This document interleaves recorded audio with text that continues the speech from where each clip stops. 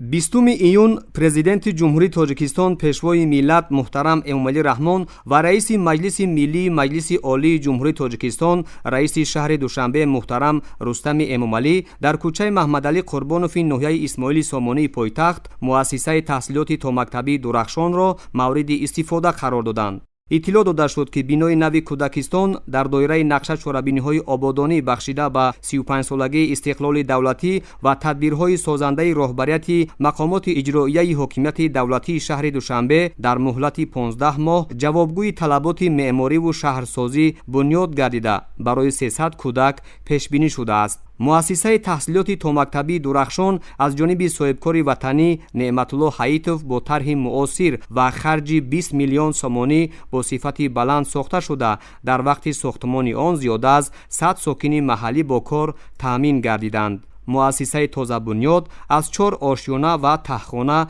иборат аст ва дар он барои инкишофи зеҳни кӯдакон, машғул шудани онҳо бо бозиҳои гуногуни шавқовар ва аз худ кардани донишҳои замонавӣ шароити хуб фароҳам оварда шудааст. ҳамаи ҳуҷраҳои таълимии боғча бо лавозимоти зарурӣ аз ҷумла мизу курсӣ ва ҳар гуна бозичаҳои кӯдакона таъмин буда, омӯзишу парасторӣ дар он бо 3 забон тоҷикӣ, русӣ ва англисӣ сурат мегирад. дар Кӯдакистони нав 24 парастор ва кормандони соҳаи педагогӣ ва 21 корманди маъмуриву техникӣ, дар маҷмӯъ 45 нафар ба кор таъмин шудаанд. тибқи лоиҳа дар ин муассиса барои 12 гурӯҳ шароити хуб аз ҷумла ҳуҷраҳои хоб, ҳаммом, ошхона, толорҳои варзишӣ, мусиқӣ,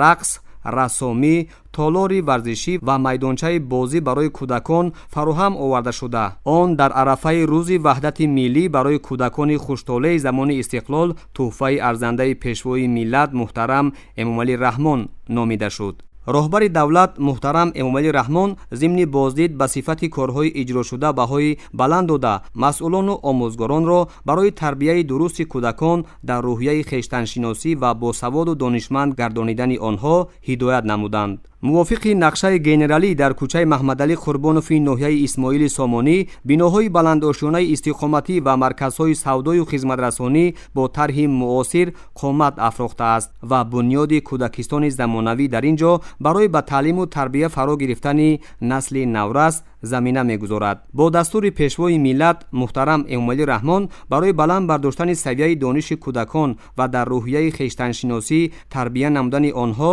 теъдоди муассисаҳои таҳсилоти томактабӣ дар шаҳри Душанбе зиёд мешаванд. дар ин замина қарори раиси шаҳри Душанбе муҳтарам Рустами Эмомалӣ барои бунёди 70 муассисаи таҳсилоти томактабӣ ба имзо расида, дар доираи он то охири ҳамин сол дар пойтахт 10 Кӯдакистони нав сохта ба истифода дода хоҳад шуд.